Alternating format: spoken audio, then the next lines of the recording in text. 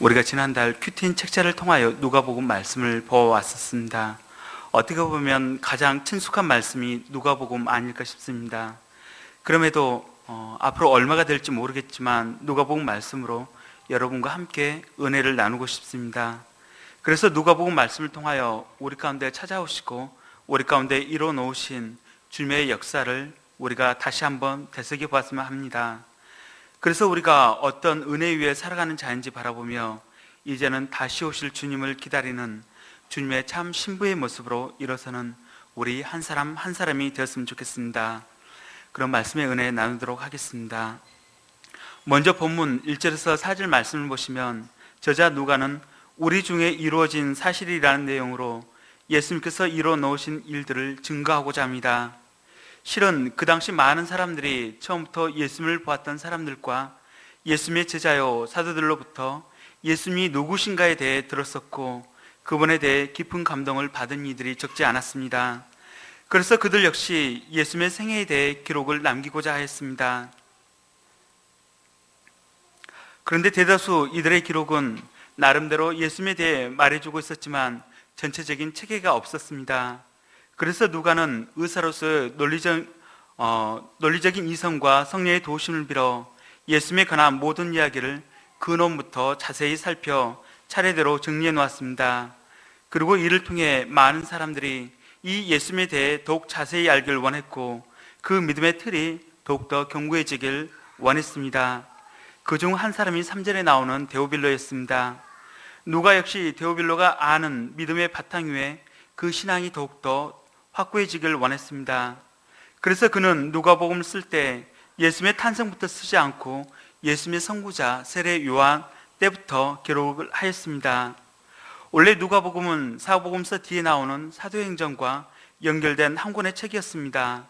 그는 누가복음을 통해서는 예수님의 생애에 관해 기록하였고 이어지는 사도행전을 통해서는 예수님의 승천과 오순절 성령 강림 그리고 사도들의 활동에 대해서와 사도들을 통한 온 세계로 퍼져가는 복음에 대해 자세히 기록해 놓았습니다. 곧 하나님이 계획하시고 약속하신 일들 그리고 그 일의 완성에 대해 기록해 놓은 것입니다. 이를 데오빌로에게 차례대로 써 보낸 것입니다. 여러분, 그런데 데오빌로라는 이름의 뜻을 알고 계십니까? 데오빌로는 하나님의 사랑을 받은 자라는 뜻을 갖고 있습니다. 곧 하나님 앞에 살아가고 있는 저와 여러분을 향한 말씀이 누가복음의 말씀인 것입니다. 연약하고 흔들리기 쉬운 존재이지만 어찌하든 주님을 붙들고 일어서려는 자들을 향해 주님은 데오빌로라 말씀하시며 하나님의 사랑을 받은 자라 말씀해 주시는 것입니다. 400년 동안 하나님의 선지자 곧 말씀이 없던 그때에 암과 같던 그때에 오직 주의 역사하심을 바라보며 기다려왔던 이들을 향해 또한 이제는 다시 오실 예수님의 재림을 기다리고 있는 우리를 향해 데오빌로로 말씀하시며 우리로 하여금 오늘도 그 믿음을 저버리지 말고 말씀 위에 서 있으라 하시는 것입니다. 우리가 그 믿음을 저버리지 않고 다시 오실 주님을 기다릴 때 우리 안에도 놀라운 죄의 역사가 일어날 줄 믿습니다. 그럼 언제 이러한 일들이 일어나게 될까요? 5절 말씀에는 유대왕 헤롯 때라고 나타내고 있습니다. 왜 해 뜨기 전에 새벽녘이 가장 어둡다고 하는 것처럼 400년 동안 하나님의 선지자다운 선지자가 이스라엘 가운데 없었습니다. 곧 하나님의 말씀이 그 땅 가운데 사라져 버린 것입니다. 더군다나 유대왕 헤롯 때라는 말은 그 시대가 얼마나 힘든 시대였는가를 말해주고 있습니다. 그 인물 댐댐이에 대해 말하자면 그는 잔인한 폭군이었습니다.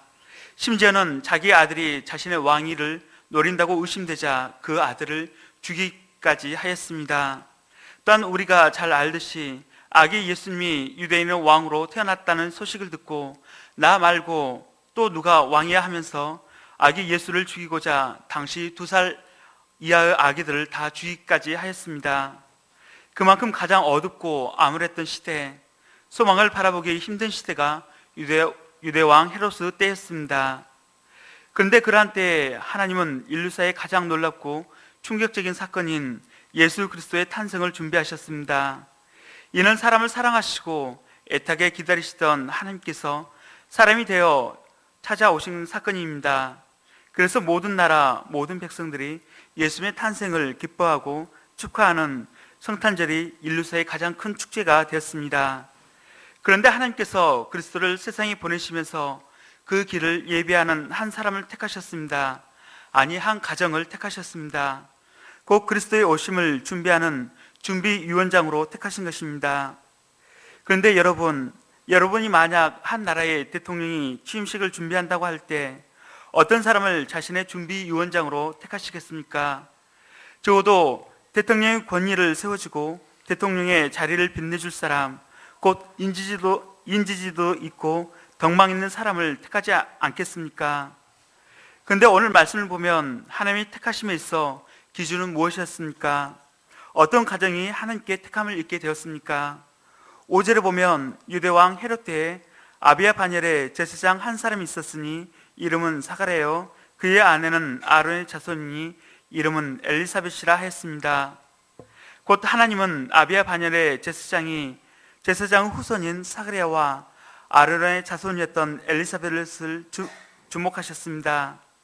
하나님은 놀랍게도 늙은 사가랴와 엘리사벳 노부부를 주목하신 것입니다. 하지만 이 분들은 사람들의 평가의 잣대로 보았을 때 특별한 분들이 아니었습니다. 대단히 높이 쳐줄 만한 인물들이 아니었습니다. 대제사장 직분을 가진 분이 아니었습니다. 그 당시 2만여 명의 일반 제사장들이 있었는데 그들 중 한 사람이었습니다. 그만큼 성전의 일을 봉사하는 제사장의 수가 많았습니다. 너무 많아 이들을 24그룹으로 나누어 1년에 일주일씩 봉사의 직무를 섬기도록 했는데 그것도 섬길 사람이 너무 많아서 제비를 뽑아 당첨되는 사람이 봉사의 직무를 감당할 수가 있었습니다. 비록 사가랴가 훌륭한 아내, 우리가 신앙의 명문가를 세우자 말들을 하는데 그처럼 신앙의 명문 가정을 이루었지만 모든 사람이 주목할 만한 특별한 인물은 아니었습니다. 또한 이 가정에는 심각한 인생 문제가 있었습니다. 7절에 보면 사가랴의 아내 엘리사벳이 잉태를 못함으로 그들에게 자식이 없고 두 사람의 나이가 많더라고 했습니다.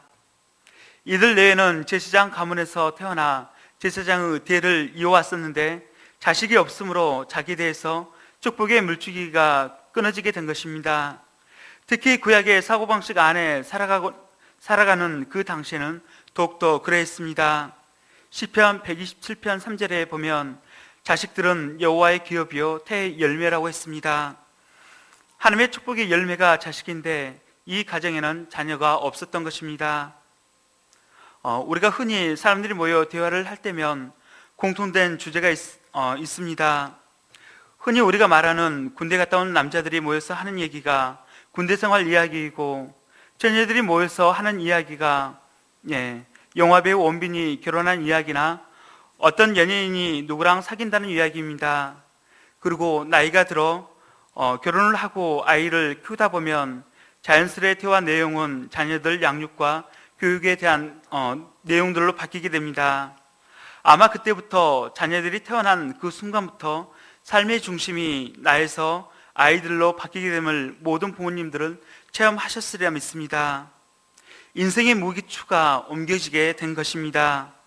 그만큼 삶의 중심엔 아이들이 있고 그 아이들이 어떻게 자라주느냐에 따라 얼굴의 희비곡선이 달라집니다. 저도 동일합니다. 조그마한 자랑 같지만 우리 주영이 얘기 잠깐 하겠습니다. 주영이가 올해 초등학교 1학년인데 올 초 어린이집을 졸업할 때까지 한글을 제대로 알지 못했습니다. 분명히 잘 때는 책을 읽어달라고 해서 그때마다 이 글씨는 뭐고 저 글씨는 뭐라고 말을 해줬는데도 도무지 물어보면 모르는 것입니다. 그래서 올 2월까지 얘가 학교에 들어가면 적응을 잘할지 걱정을 많이 했습니다. 그런데 지난달 처음으로 받아쓰기 시험을 봤는데 100점을 맞은 것입니다. 여러분이 보시면 받아쓰기 100점 아무것도 아닌데 아버지 된 제 마음은 그렇지 않았습니다. 그래서 버리지 않고 따로 놔뒀습니다. 제게는 우리 주영이가 100점 받은 게 너무 신기한 일인 것입니다. 이걸 자랑은 하고 싶은데 자랑할 데가 없어서 지금 하고 있습니다. 그런데 이처럼 저 같은 사람도 자식을 자랑하고 싶은데 사그라는 아니라고 말할 수 있겠습니까? 사그라 내외 가운데 늙도록 자식이 없었으므로 사람들이 자식 손주 자랑을 하는 말을 들을 때마다 얼마나 마음에 상처가 되고 슬픔이 되었을지 짐작이 갑니다. 특히나 당시 제사장들의 직무는 성전에서 봉사하는 것과 백성들을 축복하고 치유하며 돌봐주는 것이었습니다. 그런데 자식들은 여호와의 기업이요 태의 열매라 했는데 자녀가 없어 하나님의 축복을 받지 못했다 여겼을 사그랴 가운데 문제 많은 사람들을 축복하고 치유해 줘야 하는 그의 마음고생이 얼마나 심했을까요? 아마 그들은 자식을 얻기 위해서 대제사장을 찾아 축복과 치유 기도를 여러 번 받았을 것입니다. 하지만 엘리사벳은 아기를 가질 수 없었습니다. 36절에 보면 엘리사벳이 불임 문제로 얼마나 고통하며 울부짖어 기도를 했으면 하늘의 천사까지도 알고 있었습니다.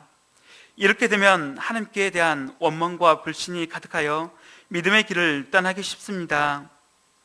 더군다나 자녀가 없는 사그랴 부부를 볼 때마다 사람들은 하나님의 축복이 저 가정에는 내리지 않았다고 수군거렸을 것입니다. 그들 가운데 숨은 죄가 있기 때문이라 여겼을 것입니다. 이처럼 사그랴 부부는 사람들의 기준으로 보았을 때 특별한 인물도 축복을 받은 가정도 아니었습니다. 그 인생을 주목해 볼 만한 것이 아무것도 없었습니다. 그러나 하나님만은 사그랴 부부를 주목해 보셨습니다. 비록 그들 부부간에 인생에 심각한 문제가 있었지만 중요한 건 하나님이 이 가정을 주목해 보셨다는 것입니다. 그럼 하나님께서 어떤 부분을 주목해 보셨을까요? 우리 다 같이 6절 말씀을 읽어보도록 하겠습니다. 6절 말씀입니다. 시작. 이 두 사람이 하나님 앞에 의인이니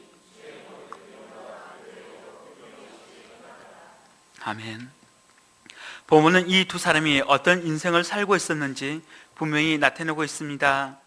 특히 6절 말씀에 이 두 사람이 하나님 앞에 의인이라 증거하고 있습니다. 바로 하나님 앞에 살아가고 있다는 것입니다.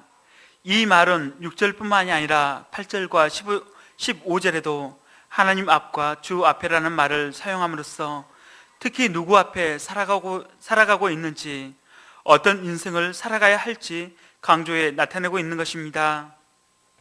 이 시대도 그렇지만 그 당시에도 그랬습니다. 그 당시 많은 사람들이 하나님을 의식하며 하나님을 경외하며 살기보다 자기 마음대로 혹은 사람의 눈치를 보며 살았습니다. 특히 헤롯 때와 같이 잔인하고 강교한 왕이 다스릴 때는 더욱 그러합니다. 그런 시대에는 신앙의 중심을 지키기 어렵습니다. 주의 말씀대로 사는 것은 나만 손해보는 것 같고 어리석어 보입니다. 나도 잘 살기 위해 사람에게 잘 보여야 할 것 같습니다. 당시에 많은 제사장들 역시 그러하였습니다. 예수님이 사역하던 그 시대에도 그러하였습니다. 예수님은 성전에서 돈 바꾸는 사람들의 상을 뒤엎어버리며 내 집은 기도하는 집이 되리라 하였거늘 너희는 강도의 소굴을 만들었다며 분노하셨습니다. 이는 당시 제사장들이 장사꾼들과 결탁해 순례자들에게 바가지를 씌워 돈을 뜯어내는 죄를 범했기 때문이었습니다. 그들은 하나님을 섬기는 사람들이었지만 하나님 앞에서 살지 않았습니다. 그들은 누가 자신들에게 유익을 줄 수 있는가 사람을 살피는 장사꾼이었으며 정치가였지 하나님 앞에 살아가는 신앙인은 아니었습니다. 그런 제사장이나 대제사장보다 사그랴 부부는 세상 가운데 내세울 것은 하나도 없었지만 하나님 앞에 살아가는 참다운 신앙인이었습니다.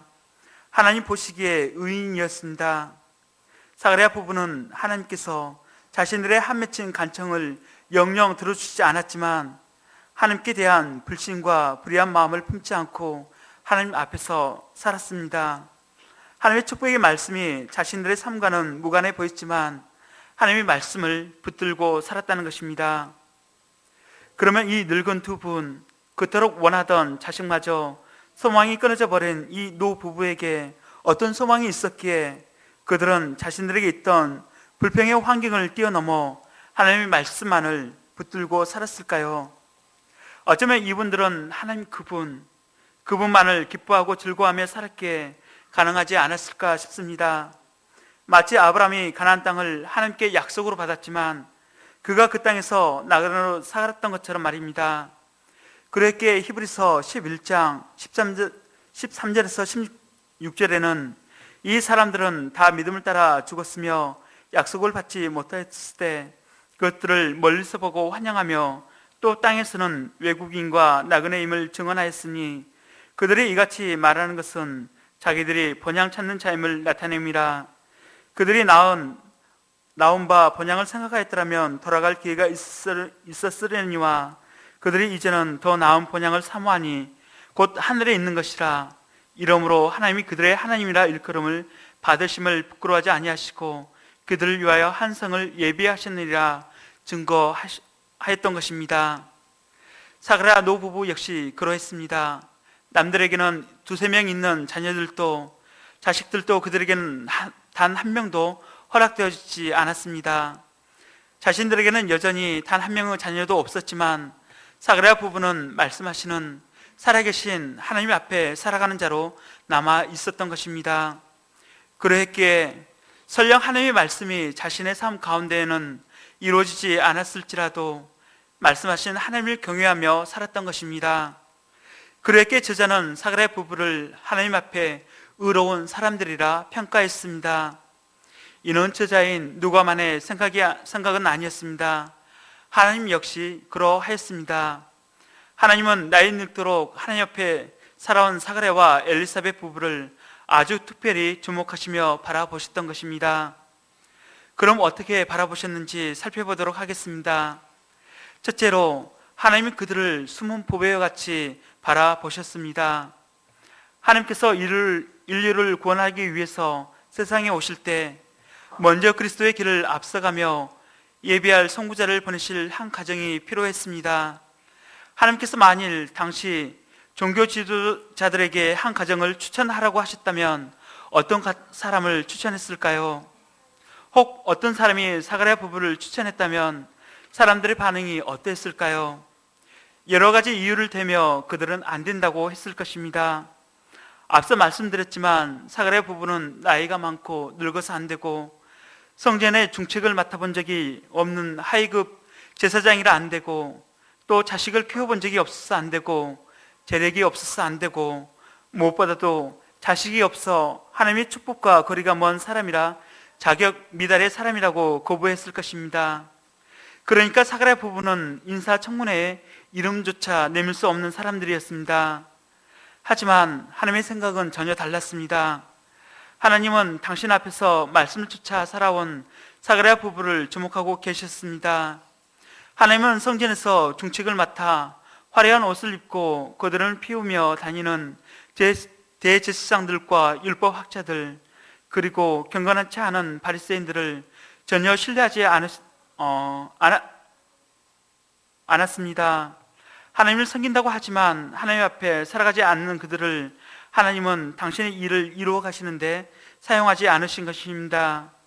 하나님은 이들의 얼굴을 마주보고 살지 않아서 이들을 모르신다고 하시는 것입니다. 하지만 하나님 앞에서 살아온 사람들을 하나님은 아십니다. 어찌 그렇지 않겠습니까? 목자가 자신이 걷는 길 뒤만을 졸졸 따라오는 양들을 알고 그 양들은 목자의 음성을 아는 것처럼 하나님 앞에 살아가며 그 뜻을 구하는 자, 다른 것을 구하지 않고 오직 목자가 보인 그 삶을 쫓아 살아가며 뒤쫓아가는 양을 하나님은 정확히 자신의 양인 줄 아시는 것입니다. 하나님이 보실 때 하나님의 눈에는 빛도 이름도 없이 하나님 앞에서 말씀을 쫓아 살아온 사가랴 부부가 가장 의롭고 합당한 그릇이었습니다. 세상적으로 볼 때 잘 나가는 사람들 사이에서 밀리고 밀려 소외되고 잊혀져 가는 부부였지만 하나님의 눈에는 지극히 값지고 소중한 보배들이었습니다. 하나님께서 찾고 찾으시는 숨겨진 보배였습니다. 하나님은 우리 시대에서도 사가랴 부부와 같은 숨겨진 보배를 찾으시는 줄 믿습니다. 이름도 빛도 없지만 하나님 앞에서 말씀을 쫓아 살아가고 있는 숨겨진 하나님의 사람들을 찾으십니다.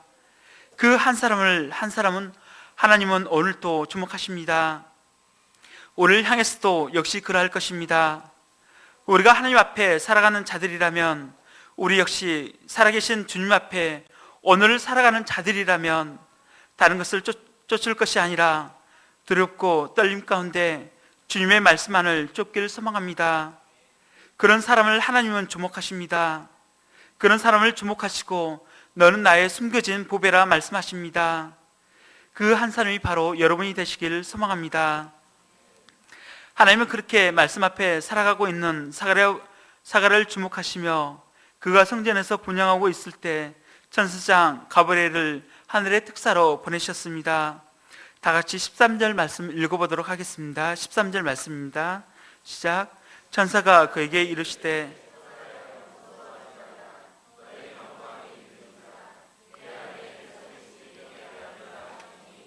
이름을 요한이라 하라.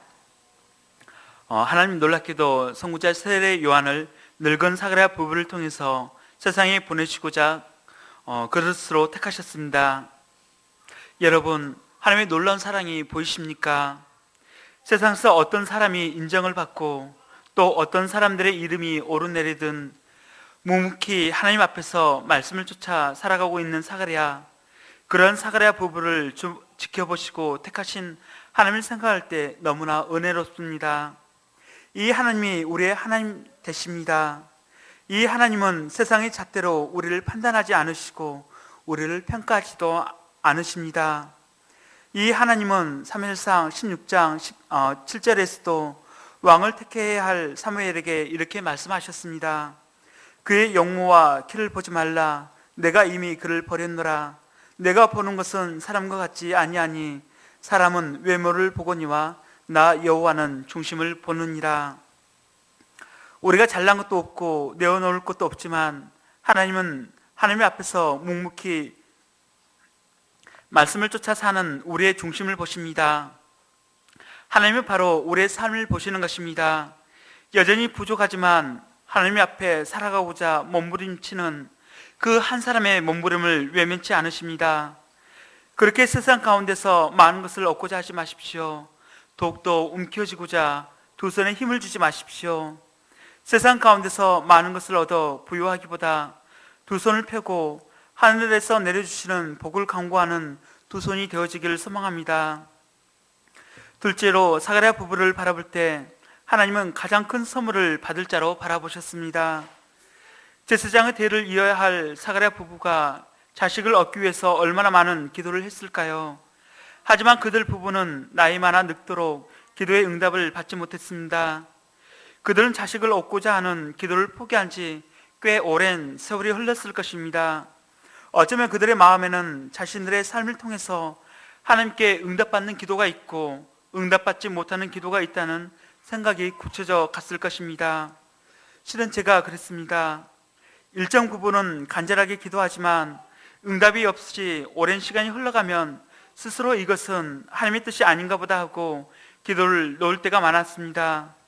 그러나 오늘 말씀을 다시 보면 하나님 편에서 옳지 않은 기도가 아니라면 그 기도는 하나님께서 외면치 않는다는 것을 다시 한번 확인하게 됩니다.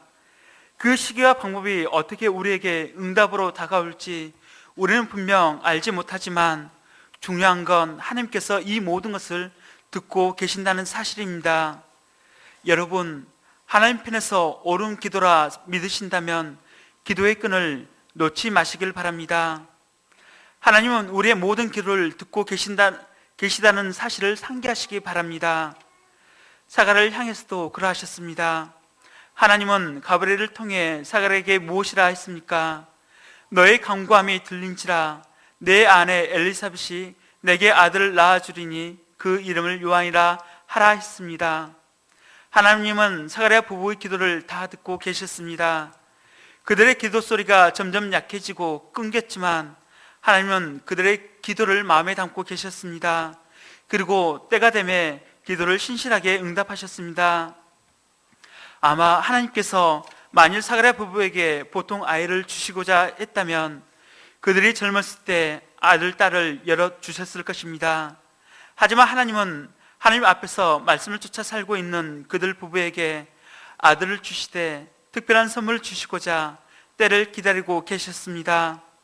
하나님은 그들 부부를 통해서 선구자를 보내시고자 바로 계획하셨던 것입니다.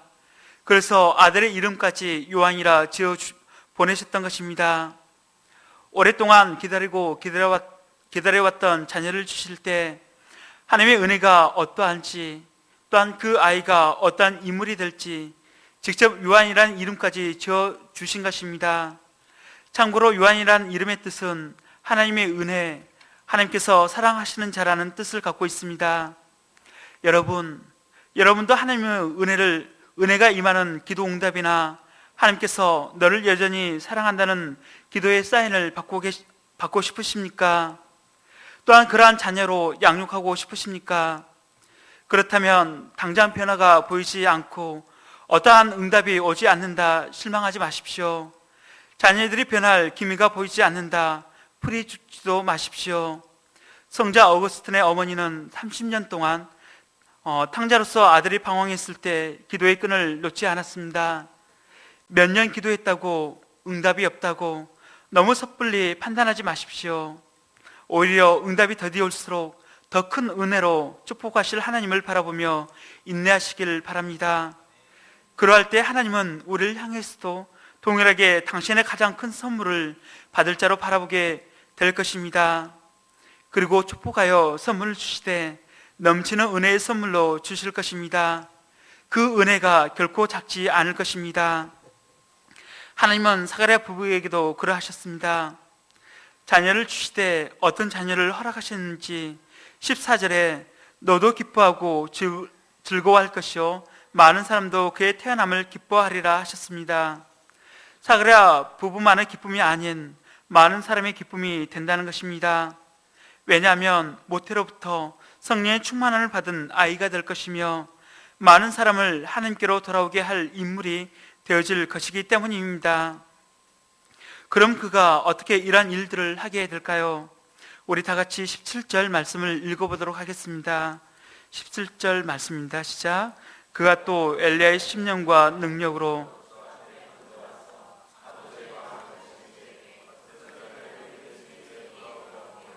주를 위하여 세운 백성을 예배하리라. 아멘. 하나님은 태어날 아이가 엘리야의 심령과 능력으로 이 일들을 감당하게 될 것이라 말씀해 주셨습니다. 이는 그 시대가 엘리야가 활동했던 아합 왕의 때와 같이 모든 백성이 하나님의 말씀을 떠나 세속주의에 물들어 있고 우상을 쫓아 죄와 타협하는 삶을 살고 있었음을 나타내고 있는 것입니다. 곧 하나님의 말씀과 세상을 향한 욕망 가운데서 저울질을 했다는 것입니다. 그래서 엘리야는 그 당시 너희가 어느 때까지 둘 사이에서 머뭇머뭇하려느냐, 여호와가 만일 하나님이면 그를 따르고 바알이 만일 하나님이면 그를 따를지니라 하였습니다. 그렇게 외치며 회개를 촉구하였습니다. 그리고 갈멜산 전투를 통하여 오직 이스라엘의 하나님만이 참 신이 되심을 나타내었습니다. 또한 이를 통해 백성의 마음을 회개케 하여 그 마음을 하나님께로 돌이키도록 하였습니다. 이제 이 시대 가운데도 엘리야의 심령과 능력으로 회개의 메시지를 전할 한 인물로 하나님께서 세례 요한을 택하셨다는 것입니다. 그래서 그를 통하여 아버지의 마음을 자식에게 거스른 자를 의인의 슬기에 돌아오게 하고 주를 위하여 세운 백성을 준비토록 하신다는 것입니다.